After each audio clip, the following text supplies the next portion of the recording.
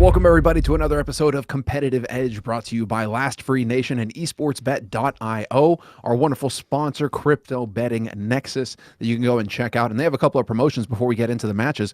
They have a couple of promotions going on right now. They've created a new coin, ESC coin, that you can gather yourself by creating an account on their website, watching the streams that are embedded on their website, and you get a bit of that token to play with yourself or convert into crypto later.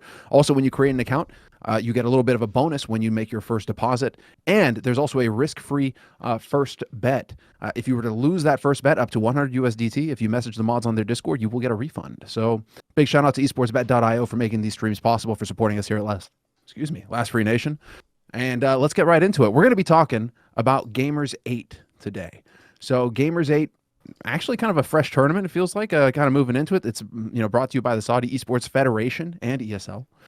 And it's a 16-team single elimination bracket, which is not something that you see at all anymore. So it's best of threes through and through, just a bracket with 16 teams. So already, like, Thorin, what are you thinking about this this format? Are you liking it's pretty this? unique, isn't it? We don't get this very often. I actually feel like low-key. I get it that in general this is how the circuit's been this year because of the major. Like, the downside of us all hitting that narrative for the major, like, it's the last CSGO major, is a lot of people did just conflate that with, like, it's the end of CSGO, it's the last, whereas it isn't. And, like, Andy the joke is we've just done that with Cologne as well, because what people mean is it's the last Cologne/prestige event, whereas actually there's still more tournaments. So the problem is, if you notice, it feels like this just crept up on everyone. Like, it was almost never talked about. I mean, I do get a feeling, let's be real, I think part of why it wasn't talked about is because there's obviously sort of like an ominous air around the explicitly Saudi events with all the shenanigans with the ESL and the Virtus.pro. So there is a bit of that too. I get why people have big. It is located in Riyadh. I actually do think, like you're saying,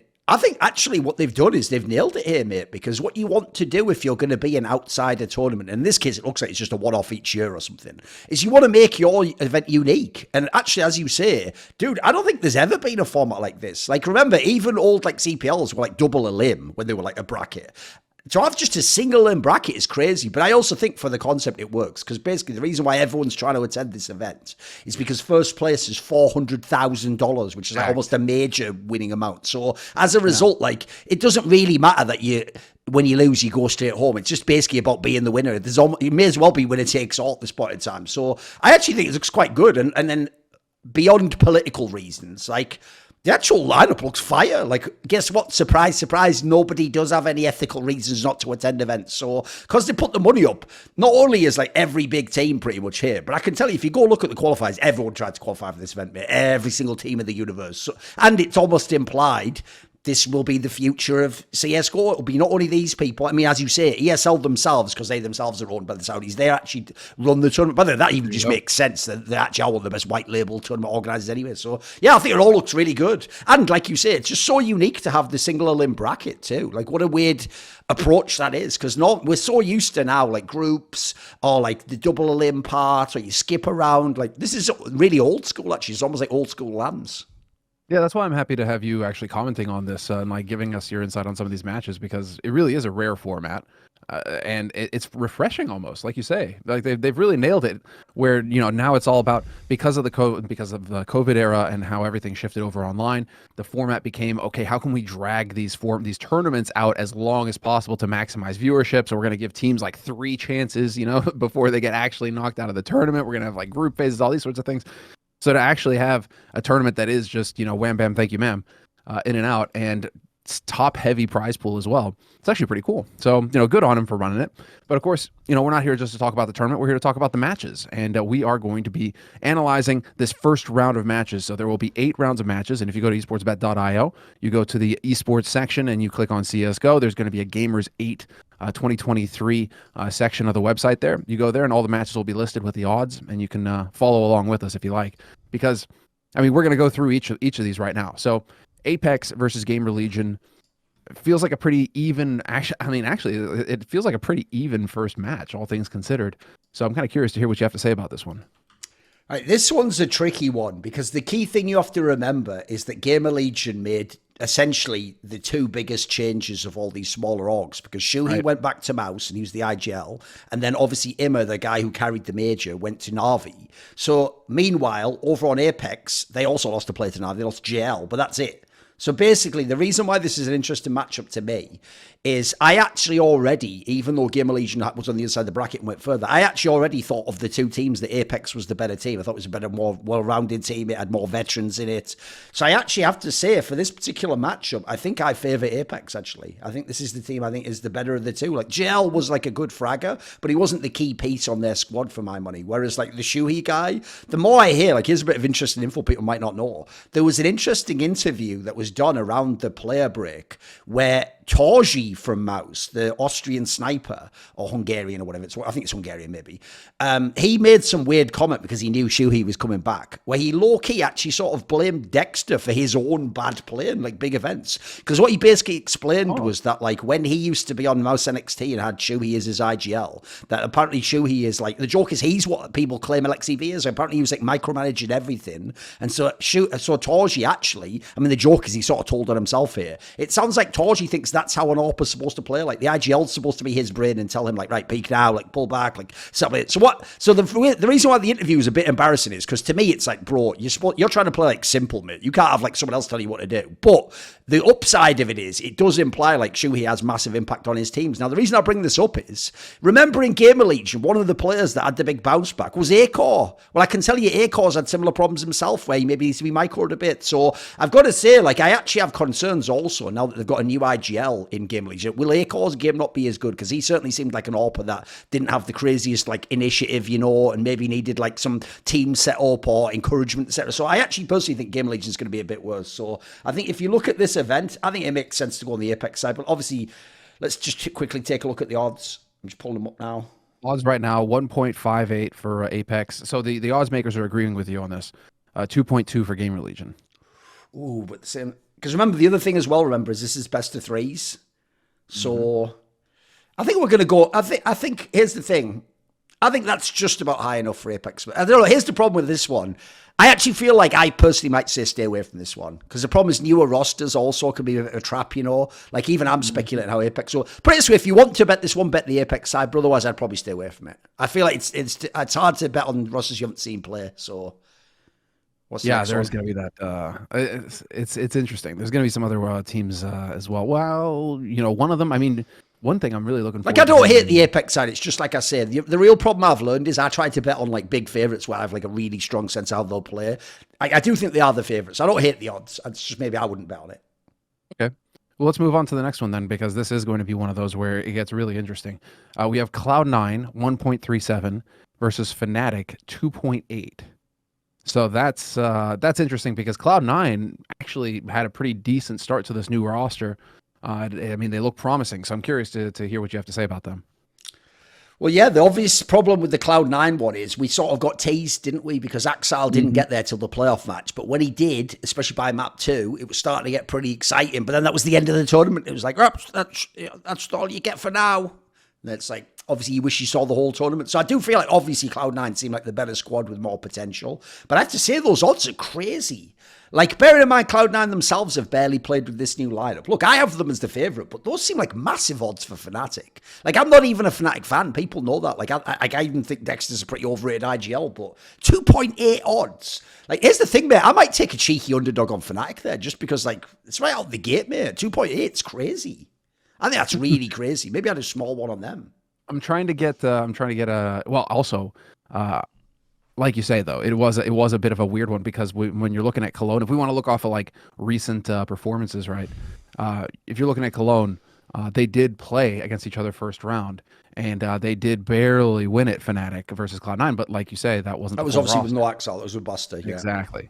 So now the question is whether or not with the rematch, because it went 2-1, and so it went 3 maps. With the rematch with Axel on here, it should, in theory, you know, like, shift the main back. reason I'm doing this angle is this, because one, it's going to be the match where you've just arrived. There's no warm-up. You just play this match, you're out of the gate. So already, squirrely things can happen. Two, like I say, you haven't played that many matches with Axel. Like, look, obviously Cloud9 is a better team. What I'm saying here, basically, is I think the odds might be priced in for Fnatic. Like, what I might do is I would probably do like a third size bet on Fnatic and just see if the underdog upset happens, because the odds are pretty bonkers. Like, it's not impossible Fnatic could win that game. Also, the other thing you have to realize as well on the side of the Fnatic move is a lot of people this is one of the teams where, because there was so many roster moves, people didn't keep up with all the changes. So, like, people might know that Dexter joined as IGL, but the player they brought in, that Afro, actually looks like he has some potential, mate. There's the other thing as well. Like, people weren't paying attention to this guy. He actually looks like he might have some pop-off capability. Looks like he might be better than Nikados. So, I also don't, like I say, I don't think Fnatic's better, but I actually do like the idea of a cheeky underdog bet here. That's the angle I'm going to go with, I think. We need some hope for the French scene as well. It's like, please, a French player who can actually do something. We need it. Apart from Vitality, of course. Everybody wants to focus on ZywOo. A little bit more, given the fact that we used to have a bunch of teams from France that were elite, and now, we're down to 1.5, not even like one, half of one. All right. Let's get into the next one then. Team Vitality. Well, speaking of Team Vitality. Oh, by the way, the other angle for that one, potentially, if you really want to bet the Cloud9 side, like for me, their odds are just a tiny bit too low. I don't hate it if you really think they're going to be the best. The other angle for them is probably go for like a 2-0 if you want to do the Cloud9 side. I'm sure that's like pretty good odds. And there is a world where if they do turn up, they do just 2-0 it. So if you want a different angle for that. I'm really curious if, because actually the angle on that is not a bad idea. Handicap for Cloud9 it's like 2-0 is 2. I might. So here's the thing: I either do the small one on Fnatic because of crazy odds and hope for the upset, or like I say, just hope Cloud9 does turn up really good, and then I think actually that's a pretty nice 2 odds for a 2-0. I could certainly happy with the frag out. No, okay. So the next one, I don't know if we're gonna have a whole lot to say on this one, is because it is Vitality versus MIBR. Vitality 1.061. So yeah, versus MIBR 7.2. Are those good enough odds for you to put a cheeky underdog on MIBR? The problem is, this is where B and B03 is what kills it for me. Because, like, if you think of some of the players, like, if people don't know, Safe and Drop, formerly of FURIA, now play in MIBR. So actually, MIBR has some all right names. Like, they have some players who aren't bad, certainly. The problem is, like, do I actually believe in a best of 3 they can beat the Vitality? That's the issue, is I don't think over a whole best of 3 they can win. So this is a trap one for me. Like, the odds are obviously insanely low for Vitality, so I'm ignoring that. If you're a massive MIBR fan, like, maybe you watch them more than me and you know there's some angle. Like, for example, maybe they are going to properly set up Safe so you can actually AWP out. Remember what he used to be like on Pain? He was pretty good back before he joined FURIA. They kind of ruined his game. So it's not like it's impossible. But the only angle you're going to do here is an MIBR tiny underdog bet. I wouldn't do any though, personally. Like, I don't believe in MIBR or know enough about them to think they can win this one. All right, so we're going to move on to the next one that's actually pretty one-sided as well. So we'll get these out of the way because the rest of these, I think we're going to have a bit to discuss. But Heroic versus Falcons. Heroic 1.091 versus Falcons 6.097. It's rough. If you were gonna bet on it, I mean, you're probably going to try to bet that handicap angle 2.0 or like the 2-0 win. Even that's not that good though. That's how crazy this matchup's set for. Like, look, the odds aren't even that good for the 2-0. No, 1.39 for the 2-0. The problem is, like, low key, they probably are right. Like, if you look at this particular matchup, like, remember, Falcons, people are going to forget this. This isn't the lineup with Kenny S anymore. They changed since that RMR. Like, they still have NBK and Body, but they signed Boros, the guy on Monty, who was a really strong rifler at the major. They got MHL, who's a Polish AWPer, who actually, like, if you look at, like, Tier 2, had been carrying in the last few months. And then they got the Laux guy, who I think he was in Sprout, if people remember. And these are, like, some solid players. Like, these aren't bad players at all, by the way. I actually think this lineup has potential. In fact, as far as I know, the French angle of them having those players makes people think it's a French team. It actually is like a Saudi team as far as I know. I think it's even owned by that guy from like FIFA or something. He's like a famous player or something. So as far as I know, this lineup looks pretty decent actually. I even heard that they were going for bigger names. So it's not like it's impossible they could do the opposite. The Boris guy is talented. But the thing is, as much as like I'm down on Heroic because they're so underwhelming late in tournaments, they should take care of this. Like, the thing about Heroic is they just have it all. Like, to me, their style is also actually very good at countering like star players and skill. It's so much about team play and how they rotate together. They've also got an amazing map pool. I think this one, like I said, even the 2-0 isn't that good odds. I would just stay away from this one. I think this just looks so dangerous on all angles. And I can't believe in Falcons right now. I've got to see them play before I can actually put any faith in them. That's going to be it. And also this is going to be, there's going to be an immense amount of pressure on Falcons coming into this. You're going out the gates straight into Heroic. I mean, you got nothing to lose, but at the same time, it is Heroic in a best of 3. If it was a best of 1, oh man, then we're in a weird kind of scenario. But best of 3, you have to trust the Danes. Okay, now it's going to get interesting. ENCE versus Team Liquid. ENCE 1.468, Team Liquid 2.506. This is one where I mean, it feels like there could be arguments on both sides here, because I mean, I don't want to brush off Liquid as being unable to do anything, given the fact that they have, they've gone for a roster change, but they've got guys who can hit shots on this roster. So do we see them having a chance against ENCE? Right, here's the funny thing, is people will know across many iterations, Liquid is one of my favorite teams to underdog bet. And this is exactly why.